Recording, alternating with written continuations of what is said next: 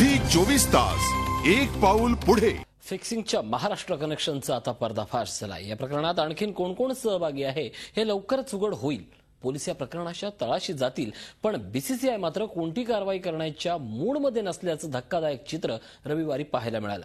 IPL मधील spot fixing प्रकरण उघडकीस आल्यानंतर बीसीसीआय काहीतरी कठोर निर्णय घेईल असं सगळ्यांना वाटलं होतं।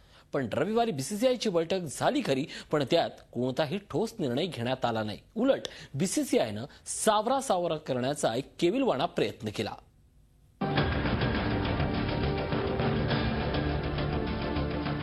स्पॉट फिक्सिंग प्रकरणात 3 क्रिकेटपटूंना दिल्ली पोलिसांनी बेड्या ठोकल्यानंतर बीसीसीआयनं रविवारी चेन्नईत तातडीची एक बैठक घेतली।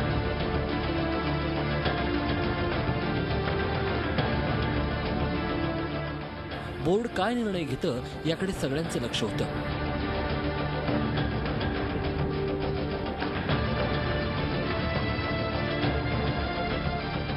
यावेळी तरी बीसीसीआय कठोर भूमिका घेईल असं सगळ्यांना वाटलं होतं,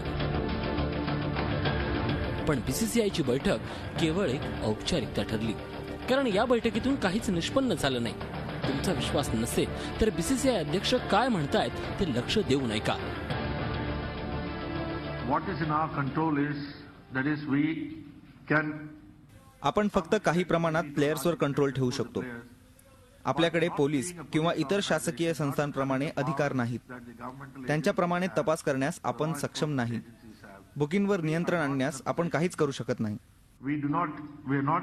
we are handicapped when it comes to control over bookies. BCCI केवळ क्रिकेटपटूंवर नियंत्रण ठेवू शकतं, सट्टेबाजांवर नाही, अशा शब्दात बीसीसीआय अध्यक्षांनी आपली हतबलता व्यक्त केली आहे।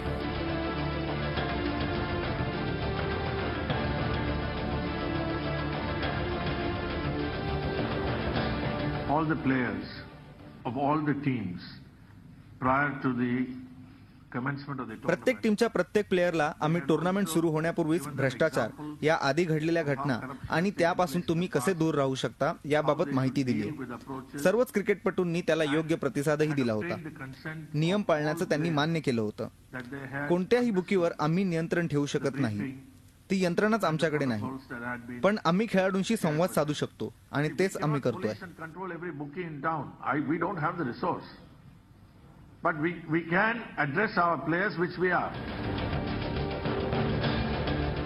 बीसीसीआयचं लाचलुचपत प्रतिबंधक पथक आयपीएल वर नजर ठेवून होतं, तर स्पॉट फिक्सिंग कसं झालं? बीसीसीआयचं लाचलुचपत प्रतिबंधक पथक केवळ दिखावा तर करत नाहीये ना, असा प्रश्न उपस्थित होतोय।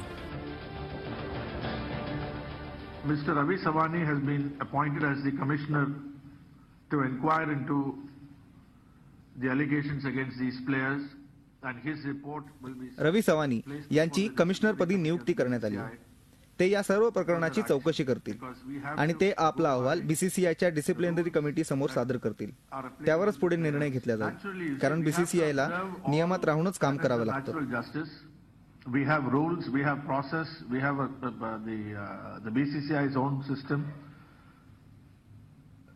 So we will wait for the inquiry report, but we have said that if players are found guilty, we will not hesitate to act very ruthlessly. बीसीसीआयच्या लाचलुचपत प्रतिबंधक पथक प्रमुखांच्या अहवालानंतर बीसीसीआय स्पॉट फिक्सिंग प्रकरणी निर्णय घेणार आहे। बीसीसीआयचे अध्यक्ष नैसर्गिक न्यायाची भाषा करतायत, पण स्पॉट फिक्सिंग प्रकरणी अटक करण्यात आलेल्या 3ही आरोपींविरोधात पुरेसे पुरावे असूनही बीसीसीआय अध्यक्ष कारवाई करण्यास धसावत नाही, हे विशेष। आपल्याला सर्वच गोष्टींचा विचार करावा लागणार आहे। न्याय होण्यासाठी आपल्याकडे एक प्रणाली आहे, नियम आहेत, बीसीसीआयची स्वतःची अशी यंत्रणा आहे। त्यामुळेच चौकशी पूर्ण होईपर्यंत आपण वाट पाहू, पण जर प्लेयर्स खरंच दोषी आढळले तर त्यांच्यावर कठोर कारवाई केली जाईल।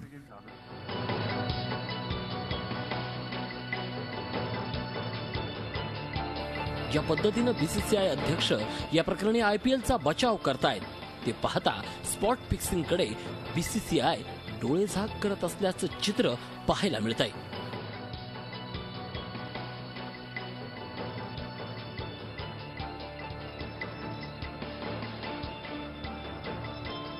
Bureau report, Zee media, Mumbai. फिक्सिंगच्या महाराष्ट्र कनेक्शनवर होता आजचा प्राईम वॉच. आजच्या प्राईम वॉचमध्ये इथंच थांबूयात, पण तुम्ही प्राईम वॉचचे व्हिडिओ पाहण्यासाठी लॉग इन करा www.24tas.com आणि लाईक करा www.facebook.com/zee24tas. झी 24 तास, एक पाऊल पुढे.